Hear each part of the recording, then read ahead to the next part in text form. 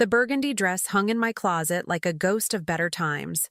I'd worn it to Annie's high school graduation, then to her college commencement, and later to celebrate her first promotion at the marketing firm. Each time, she'd complimented how elegant I looked, how proud she was to have me as her mother. Now, as I smoothed the fabric over my 62-year-old frame, I wondered if this would be the last time I'd dress up for my daughter. 3 weeks had passed since our explosive argument about her wedding budget. $65,000. That's what Annie and her fiancé Henry had demanded I contribute. Not asked, demanded. As if my late husband's life insurance money, the nest egg I'd carefully preserved for my retirement, was somehow their birthright. "Mom, you're being selfish," she'd said, her voice sharp as winter wind. "You're sitting on all that money while we're trying to start our life together. Don't you want me to be happy?" I'd tried to explain that happiness didn't require imported Italian marble for a bathroom renovation or a destination honeymoon in the Maldives. I'd offered $15,000, a generous sum that would cover a beautiful local ceremony. But Annie had looked at me with such contempt, such calculation, that I barely recognized the little girl who used to bring me dandelions and call them sunshine flowers. The phone call came on a Tuesday morning while I was tending my small garden behind the duplex I'd downsized to after Harold's death. Annie's voice was different, softer, almost vulnerable. "Mom, I've been thinking about what you said. Maybe we've both been too stubborn. Could we talk? Over dinner? I want to work this out." My heart had lifted despite myself. Perhaps the silence between us had given her time to reflect. Perhaps becoming a mother herself, she was 3 months along, barely showing, had awakened something in her that understood sacrifice, understood the weight of protecting what you'd built. "I'd like that, sweetheart," I'd said, already planning what I'd cook, what I'd say to rebuild the bridge between us. "Actually, Henry and I thought we'd take you out. Somewhere nice. You know that Italian place on Meridian Street? Franco's? Franco's. Where Harold had taken me for our 25th anniversary. Where the tables were intimate and the lighting soft enough to hide the tears I suspected we'd both shed as we found our way back to each other. Now, as I applied my lipstick with the steady hand of a woman who'd learned to present strength even when she felt brittle, I allowed myself a moment of hope. Maybe Annie's pregnancy had given her perspective.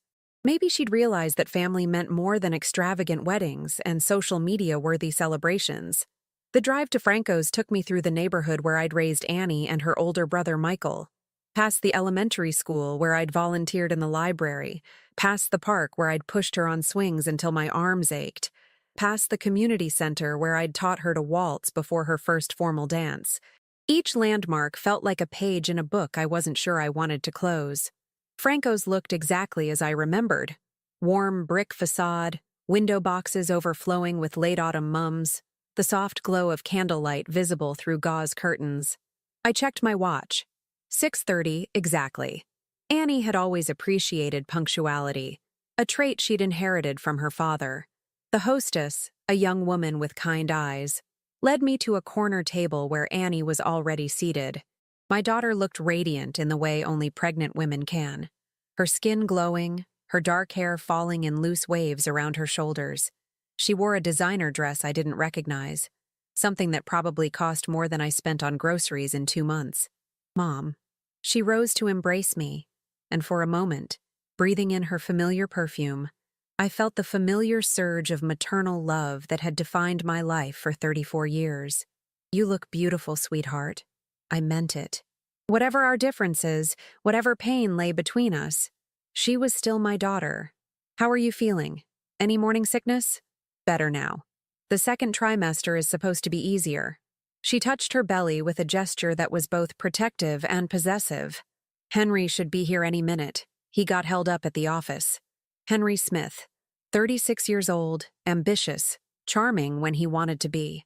He worked for a commercial real estate firm and had the kind of confidence that came from a life without significant setbacks. I'd tried to like him, tried to see what Annie saw beyond his expensive suits and casual dismissal of anyone he deemed less successful than himself. "I'm glad you called," I said, settling into my chair. "I've missed you." Something flickered across her face. Was it guilt?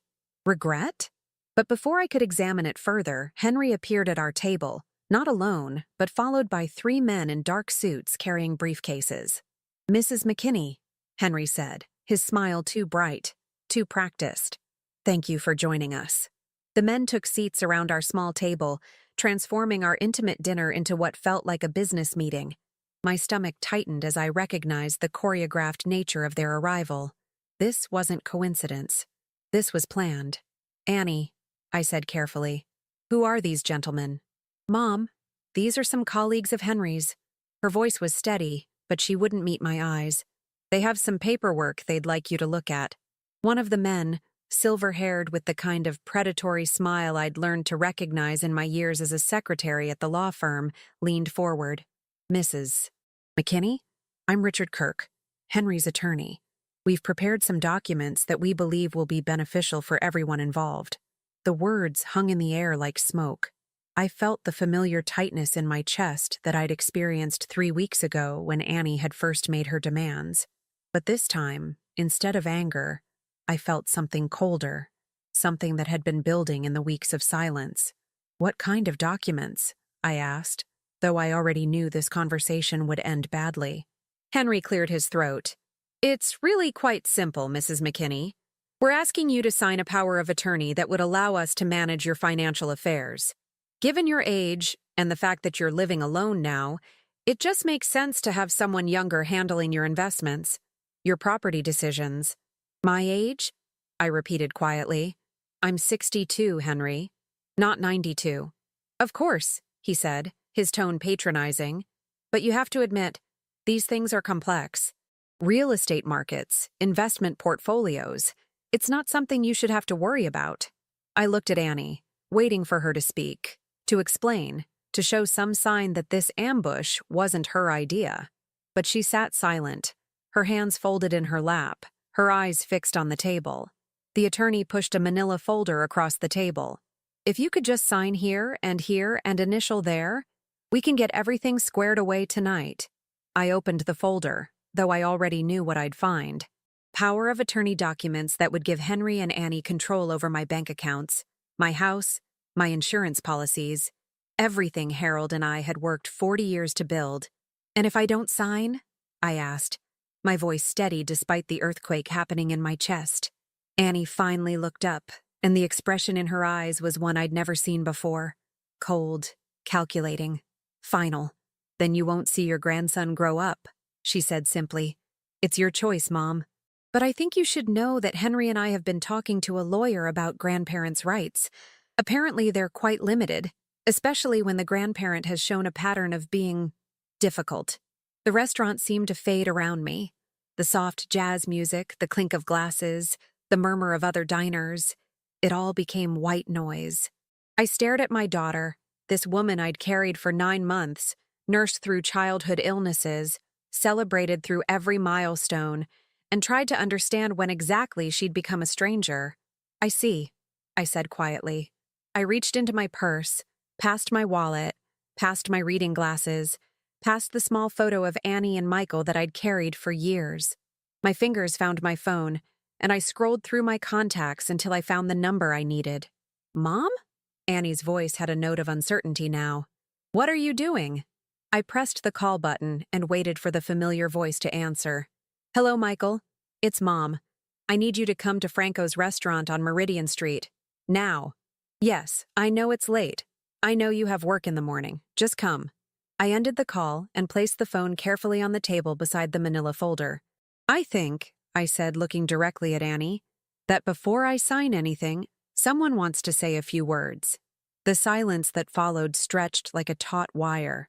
Henry shifted in his seat, his confident facade cracking slightly around the edges. The 3 lawyers exchanged glances, the kind of look seasoned predators share when their prey doesn't behave as expected. "Mom," Annie said, her voice taking on that wheedling tone she'd perfected as a teenager, "there's no need to involve Michael in this. This is between us." "Is it?" I folded my hands in my lap, surprised by how steady they felt. "Because it seems to me that when you bring 3 lawyers to what you called a reconciliation dinner, you've already involved quite a few people." Richard Kirk cleared his throat. Mrs. McKinney, perhaps we should discuss this more privately. Family matters can be emotional. Can they? I met his gaze directly. How thoughtful of you to notice. 23 minutes. That's how long it would take Michael to drive from his apartment downtown if he hit the lights right. 23 minutes during which I had to navigate this minefield without stepping on the explosives my daughter had so carefully arranged. Henry leaned forward, his salesman smile firmly in place. Look, Mrs. McKinney, Annie, may I call you Annie? We're going to be family soon. You may call me Mrs. McKinney. His smile faltered for just a moment. Of course, Mrs. McKinney, I think there's been a misunderstanding. We're not trying to take anything from you. We just want to help you manage your assets more efficiently. You know, maximize your returns, make sure you're positioned well for retirement. I see. And how much would this help cost me? I'm sorry? Your help. Managing my assets. What's your fee? The lawyers stirred like vultures sensing weakness. But I wasn't the one who was weak. Henry's jaw tightened almost imperceptibly. There would be some administrative costs, naturally. But really, this is about family. About making sure Annie and the baby are secure. The baby. I turned to my daughter, who was studying her manicured nails with sudden intensity. Tell me, Annie. When exactly did you start planning this evening? Mom, I don't know what you mean. When did you call Henry's lawyer friends? Before or after you called me about reconciliation? She lifted her chin, and there was Harold's stubborn streak, twisted into something I didn't recognize. Does it matter? It matters to me. Fine. The word came out sharp, brittle. We've been discussing options for weeks. Ever since you made it clear that you don't care about my happiness or my future. Options. I tasted the word, found it bitter. Is that what we're calling extortion now? It's not extortion! Annie's voice rose, drawing glances from nearby tables. It's family. It's what families do for each other. What families do, I said quietly, is support each other without lawyers and ultimatums. One of the unnamed attorneys, younger than Kirk, with nervous energy that suggested he was new to this kind of work, leaned forward. Mrs. McKinney, if I may, you should know that grandparents' rights in this state are quite limited. If your daughter chooses to restrict access to her child, your legal recourse would be— Excuse me. The voice came from behind me, familiar and warm. Michael stood beside our table, still wearing his hospital scrubs, his dark hair mussed from what had obviously been a rushed drive. At 37, my son had inherited his father's steady presence and his grandmother's sharp eyes that missed nothing. I'm Dr. Johnson, he said to the table in general, though his gaze lingered on Henry. I believe you called me, Mom. I did. I gestured to an empty chair the hostess had quickly provided. Michael, I'd like you to meet your sister's colleagues. Michael's eyes swept the table, taking in the lawyers, the manila folder, the tension thick enough to cut. As an emergency room physician, he'd learned to assess situations quickly, and I watched him catalog every detail with the precision that had made him one of the youngest department heads at Methodist Hospital. Colleagues, he repeated. I see, and they are? Henry stood, extending his hand. Henry Smith, your sister's fiancé. These are some business associates of mine. We were just discussing some financial planning with your mother. Michael shook Henry's hand briefly, then sat down without acknowledging the lawyers. Financial planning. At Franco's. On a Tuesday night. With Annie 3 months pregnant. He looked at his sister. How are you feeling, by the way? Any complications? I'm fine, Annie said, but her voice was smaller now, less certain. Good. That's good. Michael picked up the manila folder, flipped through it with the casual expertise of someone who'd seen plenty of legal documents. Power of attorney. Interesting. Mom, did you ask for help managing your finances? I did not. He closed the folder, set it aside. Henry, Annie, gentlemen, would you mind giving me a moment alone with my mother? Now wait just a minute. Henry started, but Michael's voice cut through his objection like a scalpel. I'm not asking.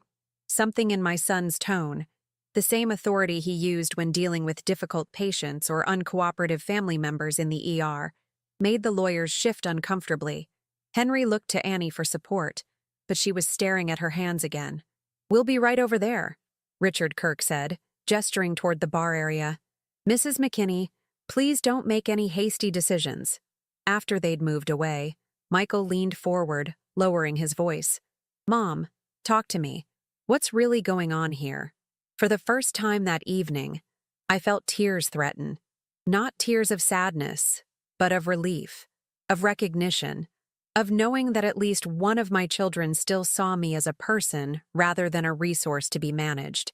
"They want me to sign over power of attorney," I said. "Annie says if I don't, I won't see my grandchild." Michael was quiet for a long moment, his fingers drumming against the table in a rhythm I remembered from his childhood. Something he did when he was thinking hard, working through a complex problem. "How much did they ask you for originally?" "For the wedding?"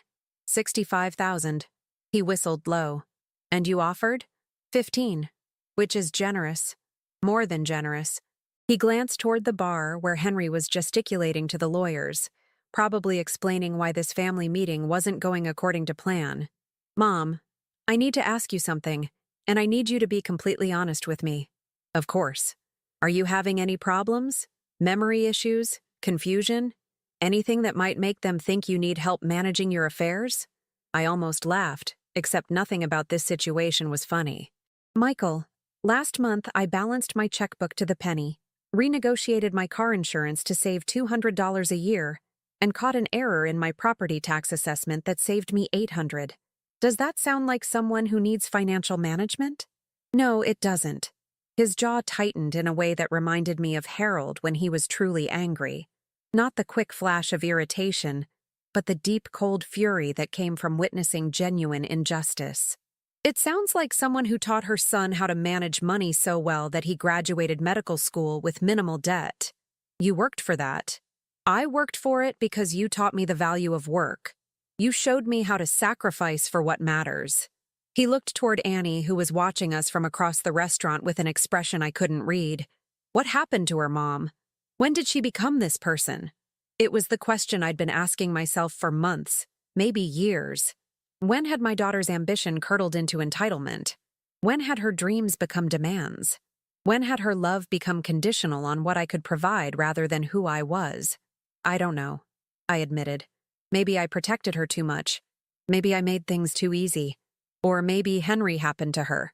I followed his gaze to where my daughter's fiancé was now on his phone, his voice animated, his free hand cutting through the air in sharp gestures. Even from across the room, I could see the calculation in his posture, the way he positioned himself to command attention. "You think he's behind this?" "I think he's a man who sees an opportunity."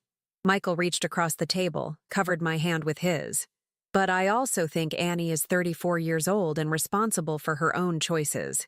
The question is, what do you want to do about it?" Before I could answer, Henry was striding back toward our table, the lawyers trailing behind him like a well-dressed pack.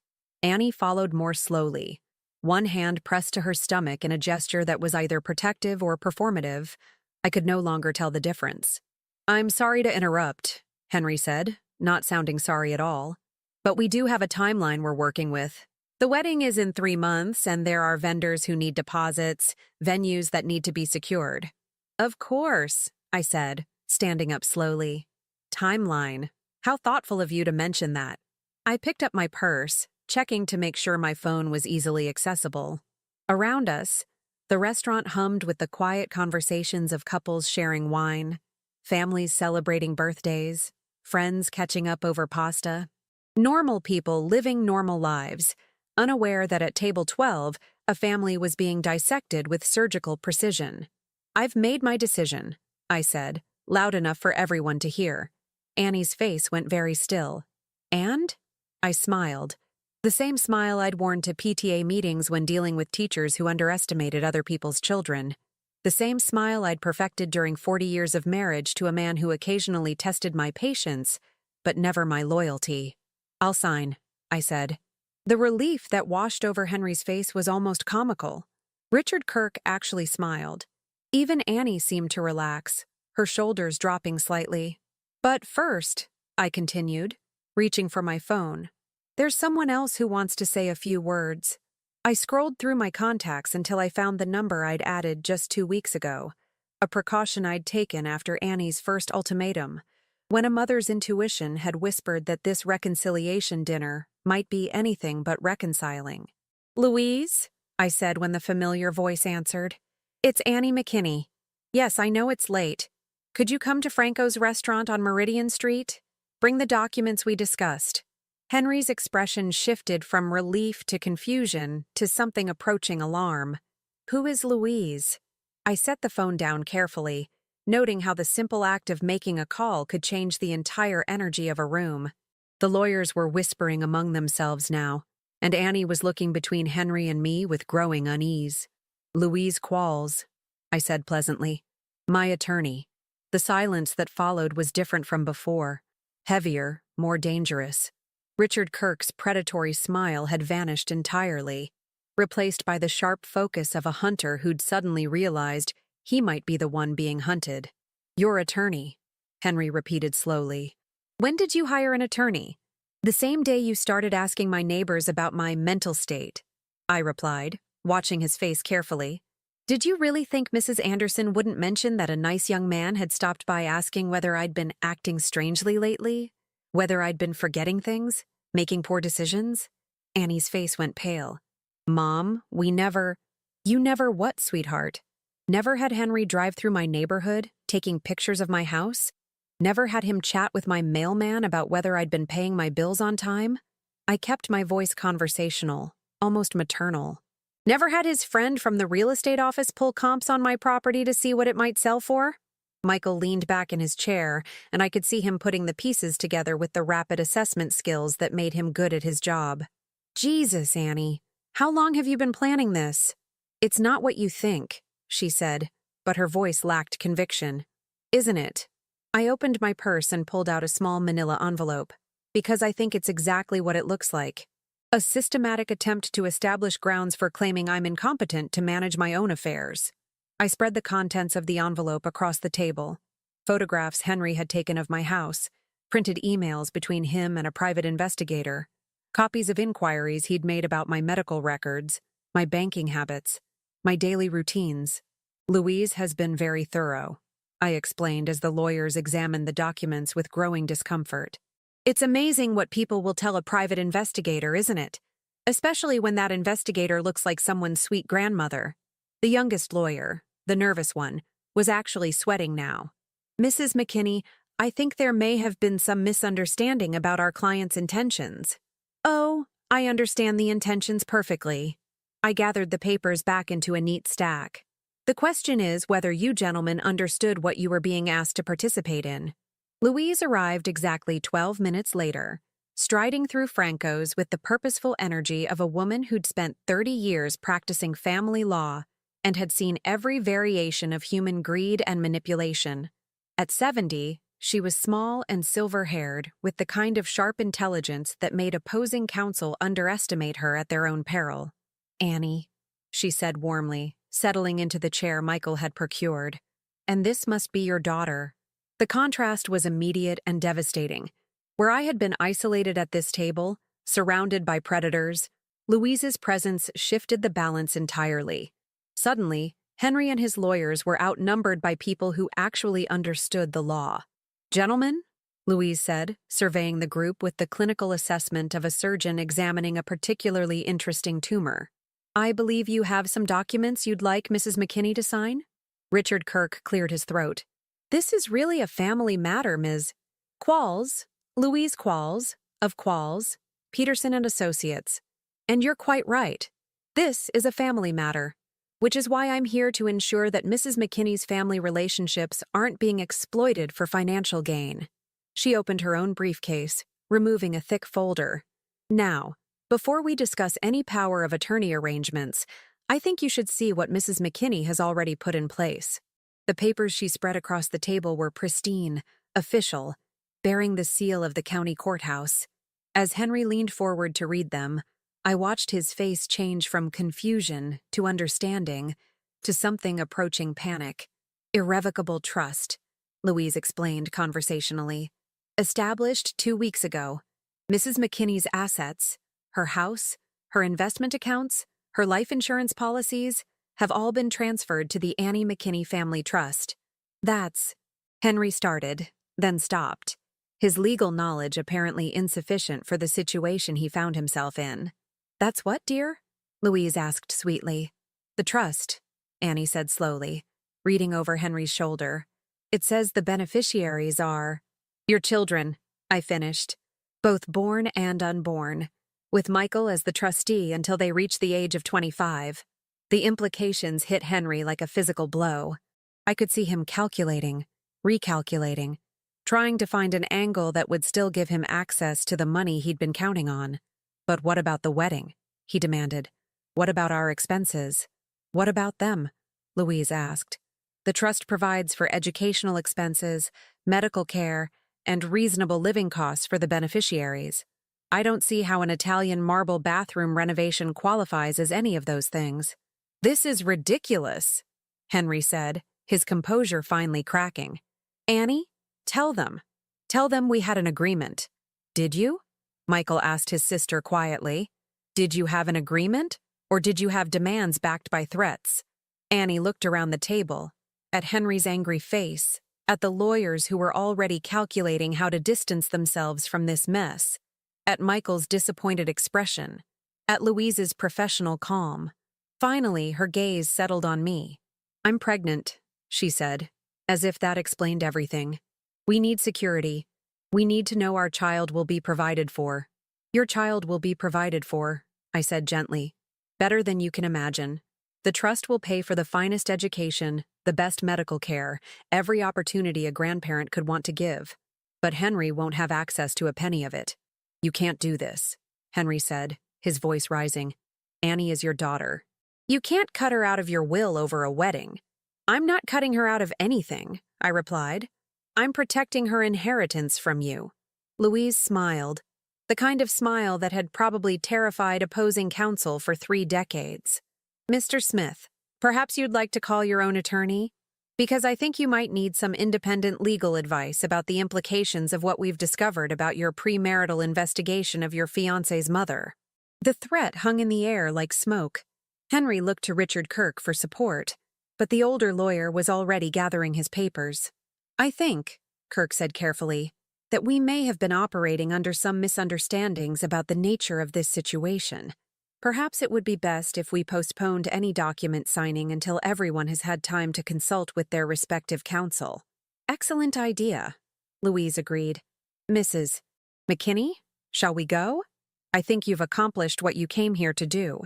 I stood slowly, taking my time, letting the weight of what had just happened settle over the table like dust after an explosion. Annie was crying now, silent tears that might have been genuine grief or calculated manipulation. I found I no longer cared which. "Annie," I said softly, and she looked up with something that might have been hope.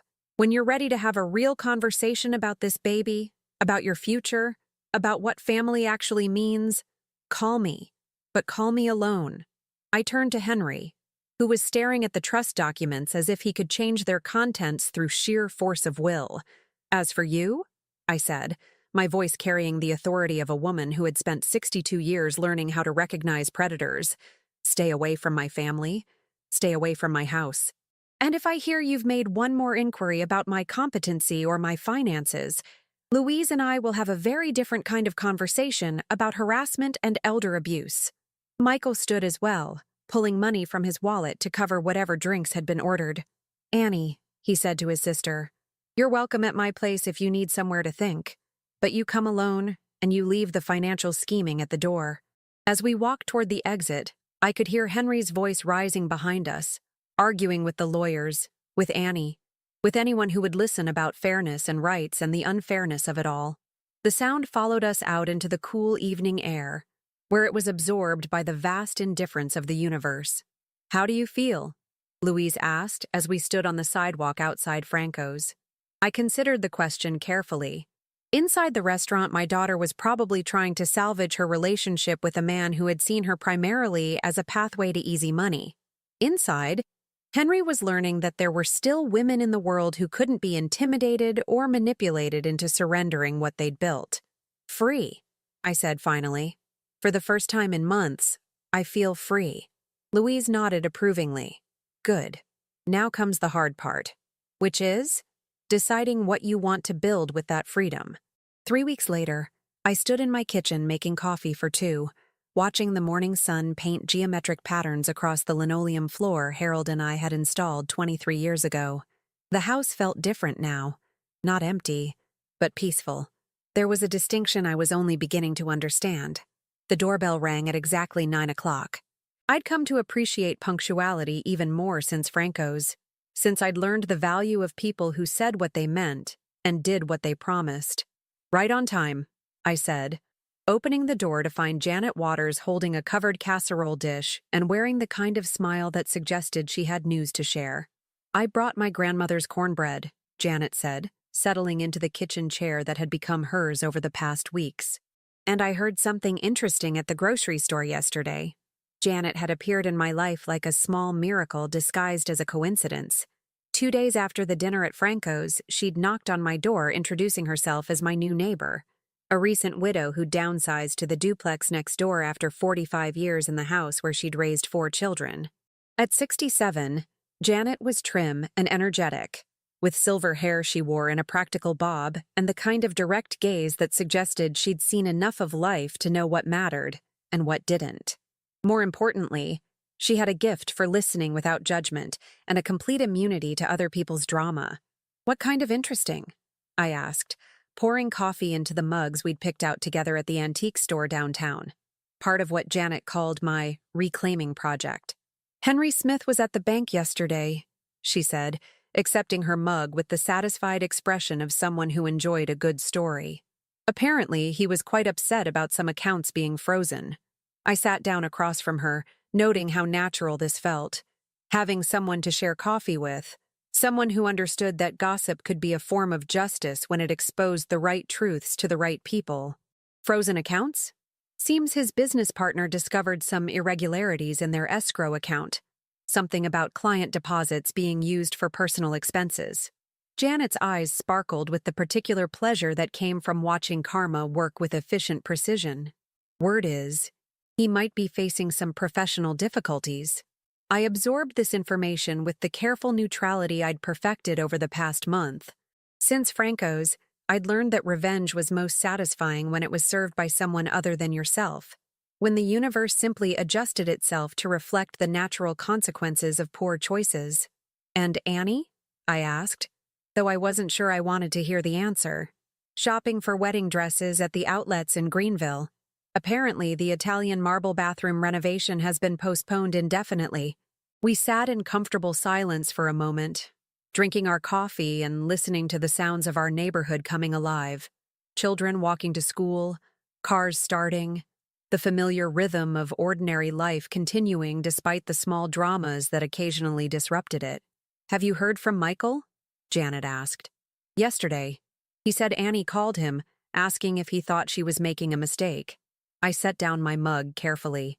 He told her that was a question only she could answer. "Smart boy." "Smart man," I corrected. "He gets that from his father."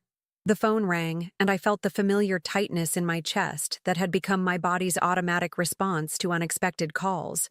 But when I checked the display, it showed a number I didn't recognize. A local area code, but not one in my contacts. "Mrs. McKinney?" The voice was young, female, nervous. "This is Diana Reed from the Meridian Community Center. I hope I'm not calling too early." "Not at all. How can I help you?" "Well, this might sound strange, but we heard about your situation from Louise Qualls. She mentioned that you might be interested in some volunteer opportunities."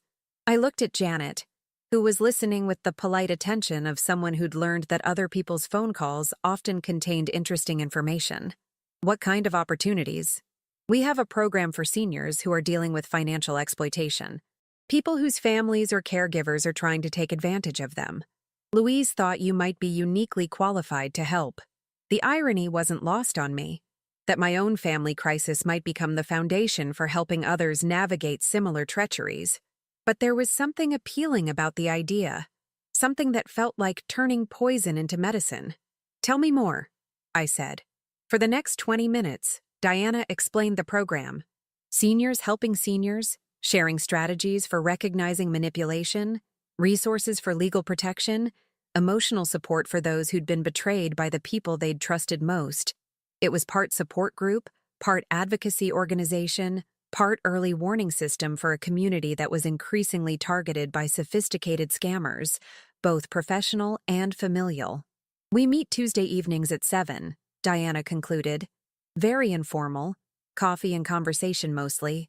But we've helped quite a few people avoid situations like what Louise described." "I'll think about it," I said. Though I was already thinking about it, already imagining myself in a room full of people who understood the particular pain of being seen as a resource rather than a person. After I hung up, Janet was looking at me with the expression of someone who'd recognized something significant. "You're going to do it," she said. It wasn't a question. "Probably." "Good. You need something that's yours, something that has nothing to do with being anyone's mother or grandmother or potential victim." It was exactly the right thing to say, delivered with the matter-of-fact wisdom that had made Janet such an unexpected gift in my life.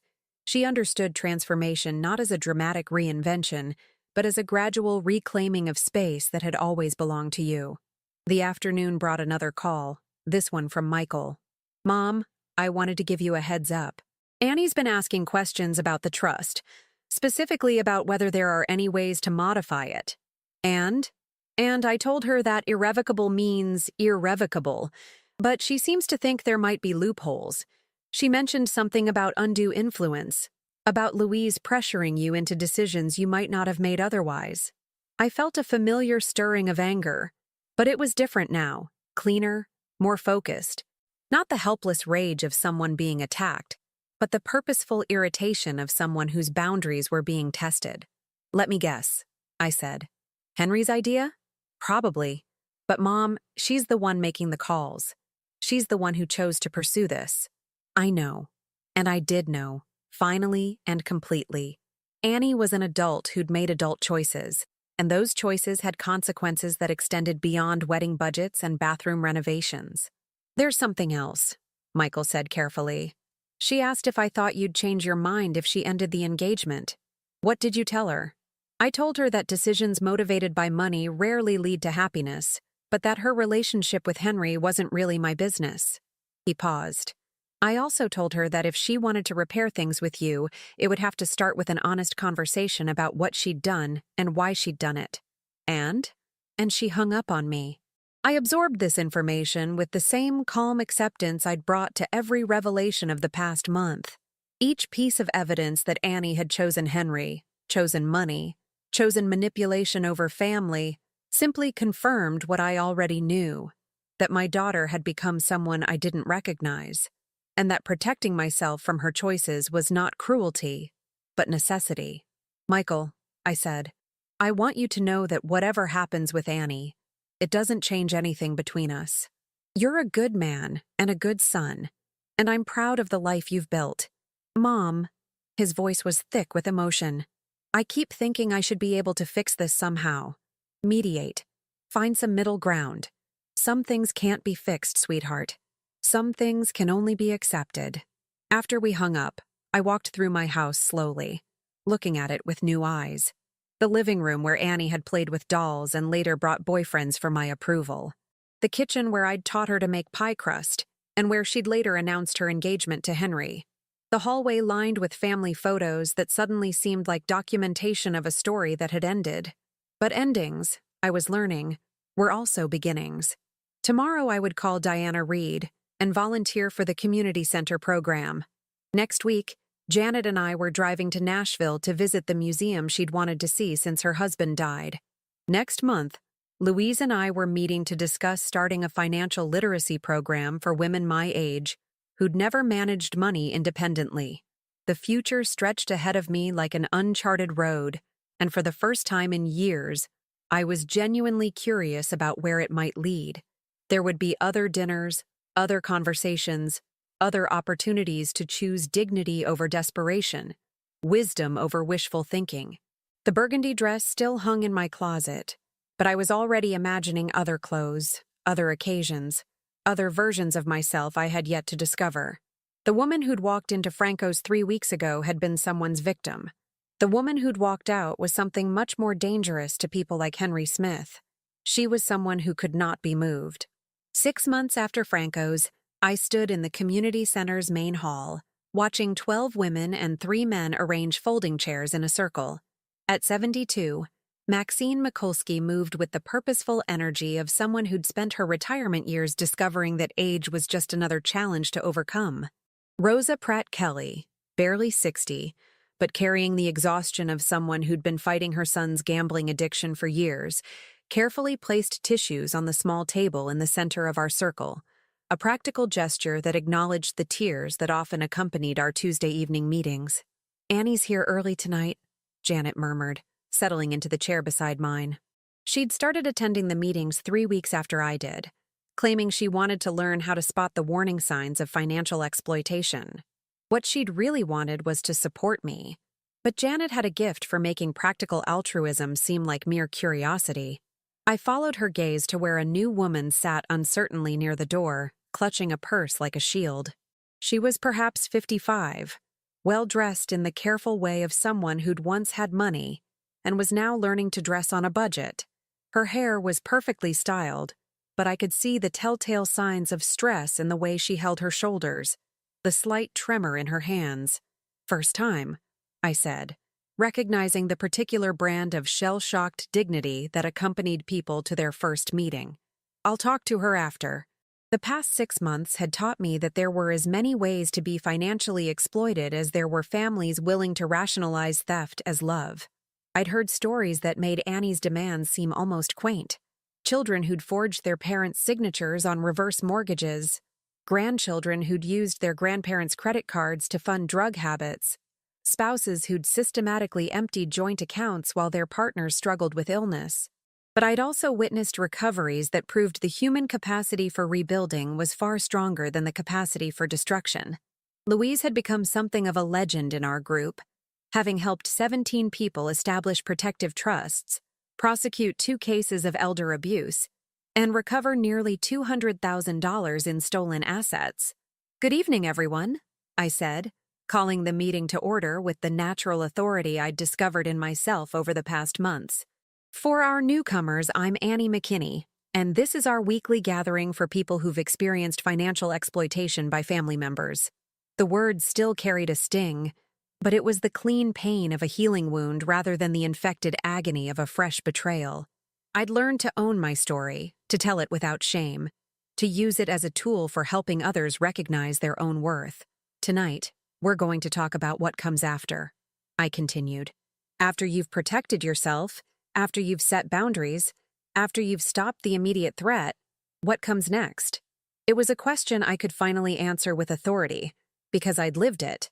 The immediate aftermath of Franco's had been about damage control and legal protection, but the real work had been quieter, more personal, learning to trust my own judgment again, rebuilding relationships that mattered, discovering who I was when I wasn't defending myself against attack. "For me," said Eddie Chase, a 78-year-old former teacher whose daughter had been systematically draining her retirement account, "what came next was realizing I could live alone and like it." Nods around the circle. Independence was a common theme in our group. Not the fierce isolation that came from being hurt, but the satisfied solitude that came from choosing your own company over toxic relationships. "I learned I didn't have to forgive anyone," added Sheila Phelps, whose son had stolen her identity to open credit cards. "That was big for me. Everyone kept saying I had to forgive him because he was family, but Dr. Johnson helped me understand that forgiveness isn't mandatory for healing." Michael had become an unofficial counselor to our group, stopping by once a month to discuss the psychological aspects of family financial abuse.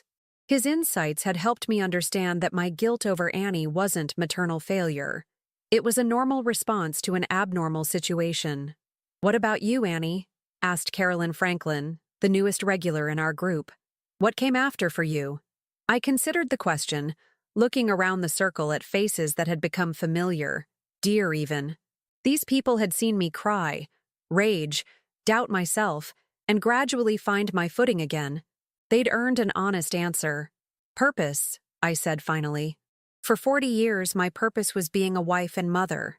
After Harold died, I thought my purpose was protecting what we'd built, so I could pass it on to my children. But what came after was discovering that my real purpose might be protecting other people's mothers from what I went through. It was true. The volunteer work had evolved into something larger. A consulting practice where I helped other women navigate family financial crises. Louise had referred several clients to me, and I'd discovered I had a talent for spotting manipulation tactics and helping people develop strategies for resistance. "How do you handle the sadness?" asked the new woman, speaking for the first time. Her voice was soft, cultured, carrying the particular sadness of someone whose worldview had been fundamentally altered. "How do you stop missing who they used to be?" The question hit the center of something I'd been avoiding. Because the truth was, I did miss Annie. Not the manipulative woman she'd become, but the little girl who'd brought me dandelions, the teenager who'd called me for advice about boys, the young woman who'd been genuinely proud of her parents' marriage. "I don't think you stop missing them," I admitted. "I think you learn to mourn them while protecting yourself from them. It's possible to grieve someone who's still alive." The meeting continued for another hour, covering practical matters, new legal resources, upcoming workshops, success stories from former members who'd reclaimed their lives. But that question about missing them lingered, following me home to the duplex where Janet was waiting with leftover soup and the latest update on her own complicated family dynamics. "How was group?" she asked, settling into what had become her chair at my kitchen table. "Good. Hard." A new woman asked about missing the people our families used to be. Janet nodded slowly. At 67, she'd survived her own children's attempts to pressure her into selling her house and moving into assisted living, not because she needed care, but because they wanted access to her equity. Her solution had been to move into the duplex next to mine and inform them that their inheritance was now being spent on her happiness. "Speaking of missing people," she said carefully, "Michael called. Annie had her baby." The words hit me like a physical blow, even though I'd been expecting them for weeks. A granddaughter, Michael had told me earlier, due in late October, according to his calculations from Annie's earlier pregnancy announcements. "How is she?" I asked, though I wasn't sure if I meant Annie or the baby. "Everyone's healthy. 7 pounds, 2 ounces. They named her Eleanor." Eleanor. My mother's name. The manipulation was so transparent, so calculated, that I felt momentarily dizzy with the audacity of it. "Michael said Annie asked him to call you," Janet continued. "She wanted you to know that visiting hours are flexible and that she'd very much like to see you." I sat quietly, feeling the pull of grandmotherly instinct warring with the hard-won wisdom of the past 6 months. Part of me wanted to rush to the hospital, to hold this new person who shared my DNA, to forgive everything for the chance to be part of her life. But I'd learned to distrust my immediate emotional responses, to examine them for signs of manipulation, both external and internal. "What do you think she wants?" I asked. "I think she wants to use that baby to reopen negotiations about the trust." It was probably true. In the months since Franco's, Annie had made several indirect approaches, messages through Michael, cards on my birthday, carefully orchestrated encounters at places she knew I frequented. Each contact had carried the subtle suggestion that reconciliation was possible if I was willing to be reasonable about certain financial arrangements. "The baby isn't responsible for her parents' choices," I said, more to myself than to Janet. "No, she's not. But you're not responsible for protecting yourself from her parents' choices either." The next morning, I called Louise. "I've been expecting this call," she said without preamble. "Annie had the baby." "She did. And now I have to decide what comes next." "What do you want to come next?" It was the question I'd been asking myself since Janet had delivered the news. What did I want? Not what Annie wanted, not what Michael thought was best, not what society expected of grandmothers. What did I actually want? "I want to meet my granddaughter," I said slowly, "but I want to do it on my terms, with clear boundaries, and without opening myself up to manipulation." "That's possible," Louise said. "We can arrange supervised visits through Michael. We can establish clear protocols about what topics are off limits, what behaviors will end visits, what consequences will follow if those boundaries are violated. And if Annie refuses those terms, then you'll know exactly where you stand with her. And more importantly, you'll know you protected yourself while leaving the door open for a genuine relationship if she ever chooses to walk through it. That afternoon, I drafted a letter to my daughter, not the angry tirade I'd written and rewritten in my head over the past months, but a clear, calm statement of boundaries and possibilities. Annie, it began, I would very much like to meet Eleanor and to have a relationship with her as she grows. However, any contact between us must respect the boundaries I've established for my own well-being. I am willing to visit with Eleanor in Michael's presence for limited periods, with the understanding that any attempt to discuss the trust, my financial decisions, or past grievances will end the visit immediately. If you can accept these terms, please have Michael arrange our first meeting. If you cannot, I hope you'll reconsider when you're ready to prioritize Eleanor's relationship with her grandmother over your relationship with my money. I will always love the daughter you were. I am no longer available to be victimized by the person you've chosen to become. With hope for your growth and boundaries for my protection, Mom. I sealed the letter before I could second-guess myself, then walked to the mailbox with the satisfaction of someone who'd learned the difference between giving up and setting terms. The future was still unwritten, but I would write it on my own terms, with my own pen, in my own voice. And if my granddaughter wanted to be part of that story, she would be welcomed with love, wisdom, and the fierce protection of a grandmother who'd learned that the greatest gift you can give a child is the example of a woman who cannot be moved.